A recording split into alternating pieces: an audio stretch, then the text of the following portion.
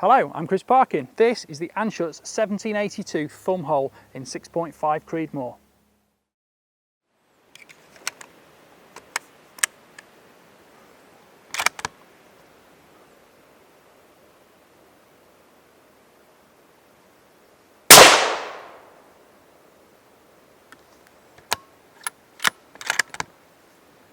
This is the quality control certificate. The gun's been signed off and inspected, and here you can see the 100-metre test target. So we've got a 19.87mm group at 100 metres, and that's been shot with Hornady ELDX 143 grain.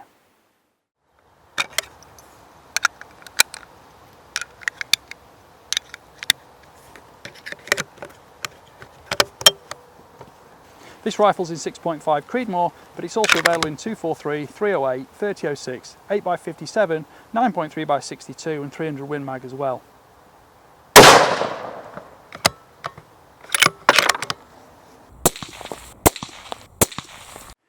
The mag release is ambidextrous on the front of the trigger guard. It pops the mag out there. That's 3 rounds plus one in the chamber if you need it.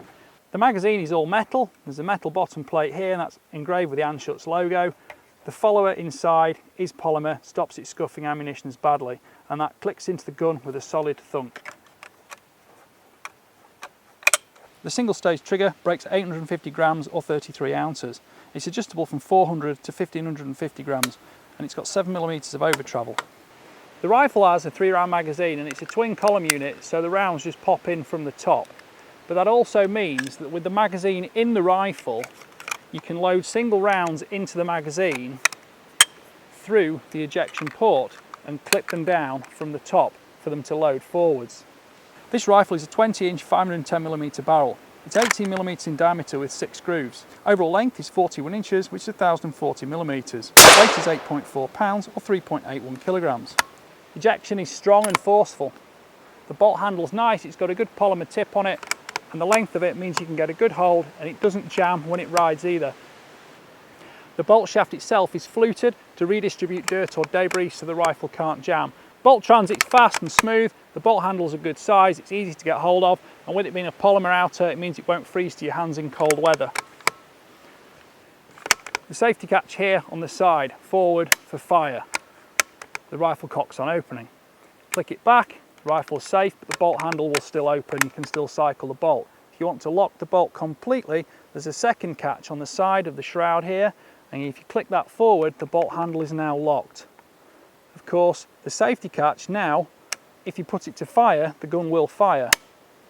But the bolt handle still won't open unless that catch is moved backward. The bolt release catch is here on the left-hand side of the action. Push it in, the bolt will slide straight out. The bolt has 6 locking lugs, so it has a 60-degree lift. On the face here, we've got an inlaid extractor claw on the right, and there's a plunger ejector on the face. This is a 308 bolt face, which is standard for 308, 3006, 6.5 Creedmoor, etc.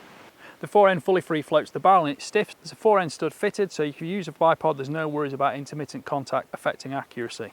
There are finger flutes on the fore-end to give you good grip, and the bottom is flat so that when you're shooting from sticks, you do have a solid rest. Both sides have got checkering to aid grip. The Thumbhole makes it very comfortable for a right-hander. There is a true left-handed variant available too, and of course with the hollowed out stock you do get the balance back at the fore end of the rifle, so it is nose heavy and it's very pointable still. Pistol grip's vertical, there's lots of checkering here on the palm swell. You can shoot the rifle left-handed if you need to in an emergency. It's not super comfortable, but you still can do it. The stock's got a Monte Carlo cheek piece, so you get a good cheek weld on it, and it's supportive of your head under recoil. Recoil's very linear because it's quite a heavy rifle, and of course in the smaller 6.5mm caliber, it's straight through into your shoulder without any muzzle flip. Length of pull is 14 inches or 357mm. The steel action has got twin Weaver bases machined as part of it, which makes scope mounting simple, and it's very secure. You can take these on and off without losing zero if you use a torque wrench on the fittings on your normal scope mounts.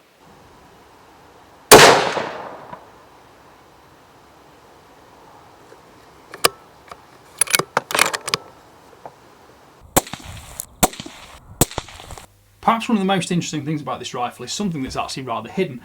Nobody's making a big shout about this in many sort of advertising or details, but here we go. So take the bolt out and we'll just drop the magazine off. Take a 5mm Allen key and have a look at the action screws. So both the action screws are held captive. So I'll just undo the rear one there. The front one is actually angled slightly, which binds the lug into the aluminium bedding block. So let's have a little look at the detail inside the stock. Now because this is captive, I've just got to be a little bit careful that when it comes loose. There we go. So here you can see safety catch, trigger mechanism. We've got the adjusters on the trigger mechanism under here.